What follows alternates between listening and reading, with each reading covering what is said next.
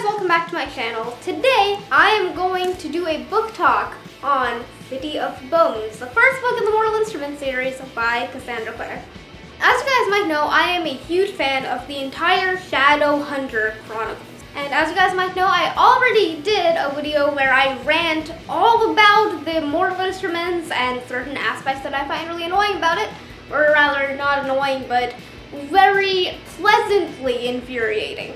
And if you guys click the I, you can be taken to that video right now, but you should probably watch this one first. Especially if you haven't read the Mortal Instruments before, because that video is very, very spoilery for the entire series. So first, watch this one. And then read the books. And then you can watch that one.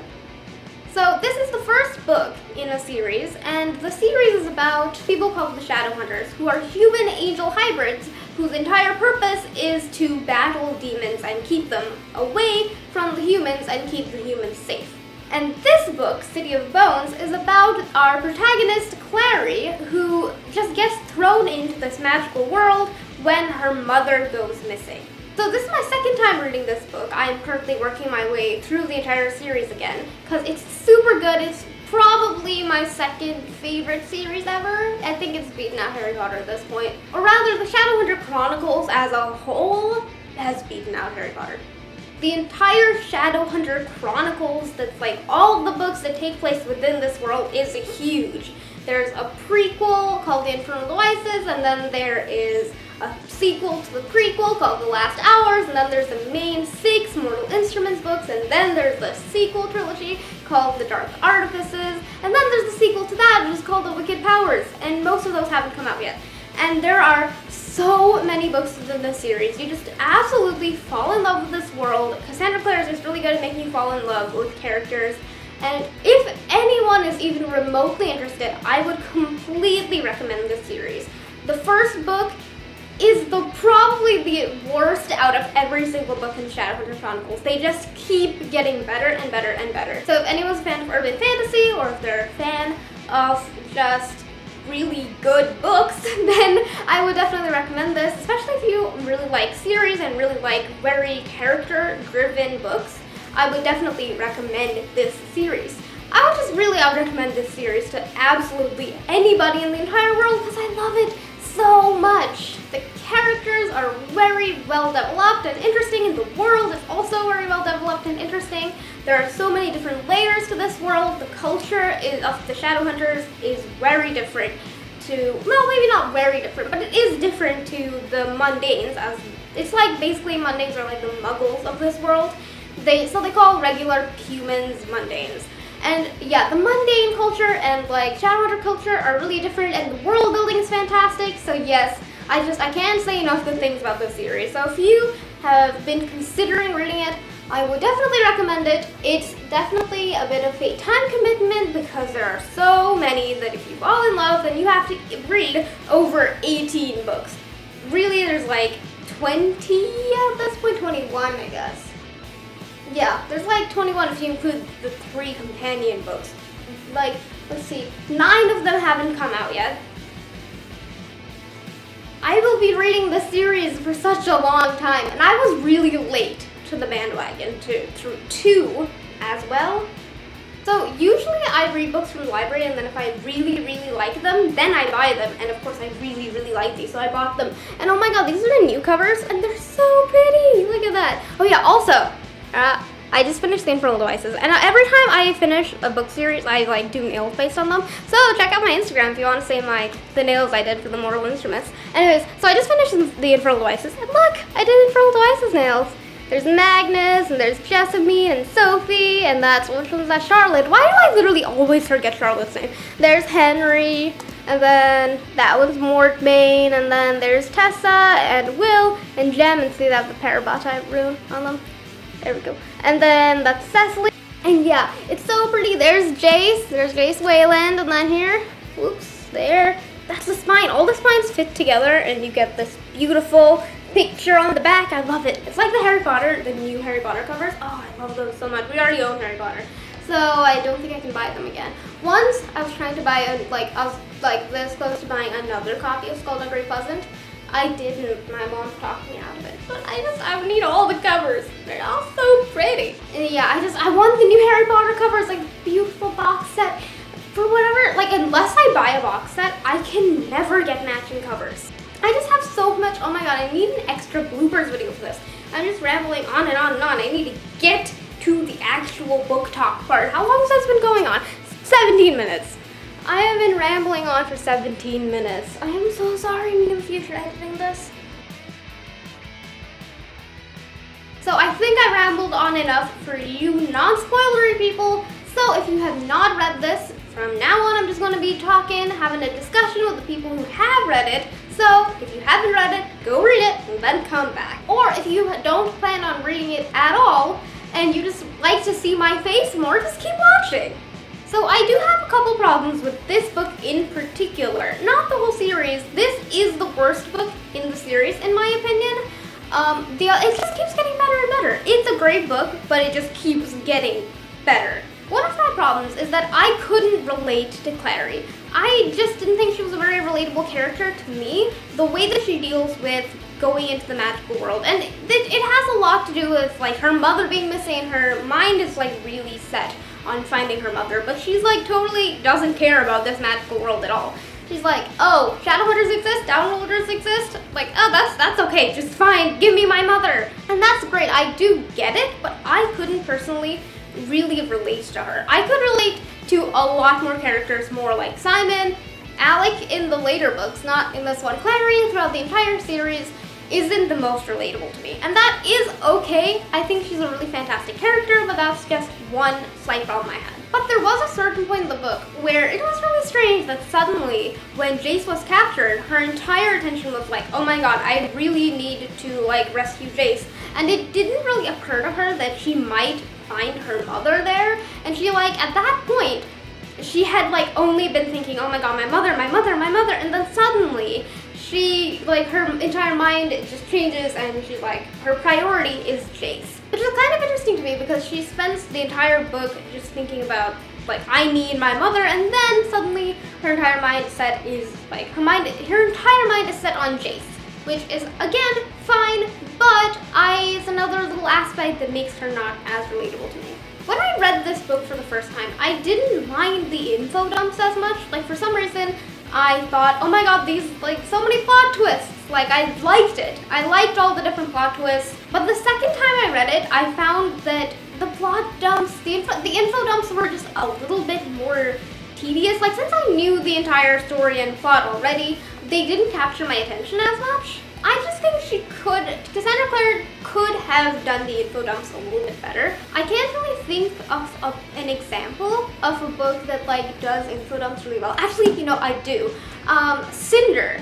The book Cinder, it has a lot of similar plot twists to City of Bones in a certain sense. Like where you just find out a lot about Cinder, the main character. This book book talk is not about Cinder, but the way that they spread out all the info dumps, I guess, like they aren't as dump-ish, if that makes any sense.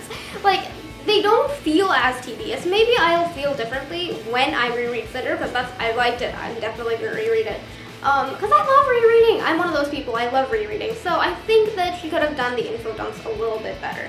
And this is definitely only a problem for when I reread it, but there are certain aspects of City of Bones, in just like this book in particular, that never see the light of day. Like there are certain really tiny, minuscule plot like details that just don't end up meaning anything at all to the story in the future. And there isn't any continuity with those little pieces of world building. And a few examples of this is like when they introduce sensors, they say like, not when they introduce sensors, but like right when they were getting to Magnus's party, they were like, oh, these sensors have like a built-in GPS of sorts. And I don't remember seeing that be used ever again throughout the series. It's been a really long time since I've read like City of Ashes or City of Glass, or really anything except the last two. Like, I don't remember a whole lot of those two. So maybe I'm wrong, but I don't really remember those specific plot points being used throughout the series. And the whole vampire stairs thing, when they go to the Hotel du Mort, they're like, oh yeah, vampires, they don't need to use stairs. And I feel like I would remember if that was like a really important plot detail. It obviously it's not a specifically important plot detail, but I don't remember it being used again throughout the series. It's just like that tiny thing that is just not continued throughout the series. And I have not read the entire Bane Chronicles yet. I'm working my way through it. But I don't remember there really being any continuity to Raphael's plotline in this. They talk about how Raphael went to the Hotel du Mort and like snuck in and stuff, and like I don't remember that really being like mentioned again after that point. So for some reason Raphael's backstory isn't really talked about throughout the rest of the books. And again, I don't completely remember City of Ashes and City of Glass. I don't really remember the important things. I don't remember the details. So I could be wrong. I will correct myself in my next few book talks if I am wrong. And a couple little character things that I liked about this book is Simon is super funny. Like, he is funny throughout the entire series. He is quite a bit of comedic relief, but I just didn't realize how specifically funny he is in this one. The door flew open. Jocelyn gave a little scream. Jesus, Luke exclaimed. Actually, it's me, said Simon, although I've been told that the resemblance is startling. And Jace, he is as funny as ever. There's certain Jace moments I just absolutely love. You think you're better. That's why you're laughing at me. I was laughing at you because declarations of love amuse me, especially when unrequited. Is that meant to be the mortal cup? She asked. Jace nodded. And that's the motto of the Nephilim, the Shadowhunters. They're on the base. What does it mean? Jace's grin was a white flash in the darkness. It means Shadowhunters, looking better in black than the widows of our enemies since 1234. Yeah, I love a lot of the scenes in this book. Like, oh my god, I love the scene where Simon like shoots out the skylight and kills the greater demon. The mundane kills a greater demon. Was it a greater demon? Yeah, I think he was a greater demon. And Alec is really frustrating throughout this book because he's not a bad person, but he's just like, why do you hate Clary so much? Like, it's really frustrating because you're like, it's okay, like, I get that you're kind of jealous of Clary and that you're closeted and all grumpy, but just, please don't give her a hard time. Like, she's going through so much. And, oh my god, one of my favorite Alec scenes is this one, where suddenly Alec is happy and, like, he's, like, almost died and he's in his crutches and he's just, like, waddling around on his crutches and he's so happy. And I love that. It's like one of the few moments that he's not sulking. He made as if to turn away, then glanced back at her. I should have guessed you were Jace's sister, he said. You both have the same artistic talent. Clary paused, her foot on the lowest stair. She was taken aback. Jace can draw? Nah. When Alex smiled, his eyes lit like blue lamps, and Clary could see what Magnus has found so captivating about him. I was just kidding. He can't draw a straight line. Chuckling, he swung away on his crutches. Clary watched him go, bemused. And Alec, who cracked jokes and poked fun at Jace, was something she could get used to, even if his sense of humor was somewhat inexplicable. Oh, I missed that line. That entire scene was just so funny. And I love Alec. I love him so much. I love Simon. I love Jace. I love the book. Okay, yeah, so that's about enough rambling about this book. So I shall definitely do a book talk for when I finish rereading City of Ashes and Glass and Lost Souls and Fallen Angels and Heavenly Fire. I always forget Fallen Angels. And then Heavenly Fire, and yeah, I will definitely continue on with these book talks. But yeah, that's it for now. I shall hopefully see you soon. With any luck, I'm probably gonna film more videos after this. So you're gonna see me wear the same outfit over and over again like last time. So yeah, that's about it. I'll see you next time, but until then, you guys can push the thumbs up button, because you all know what happens if you don't push that thumbs up button. Yeah, neither do I, but you can still push it anyways. And yeah, make sure to click subscribe and share with all your friends to try and get me to 20 subscribers. I'm only 4 away. And yeah, you can leave a comment, talk to me about all your opinions on City of Bones. No spoilers for the rest of the books. I have read them, but I'm just trying to keep it spoiler free, not that anyone's watching. So you can talk to me about it. And yeah, I guess I'll just see you guys next time. And yeah, I'll have another video up soon, so I will see you then. Goodbye! That's not my outro.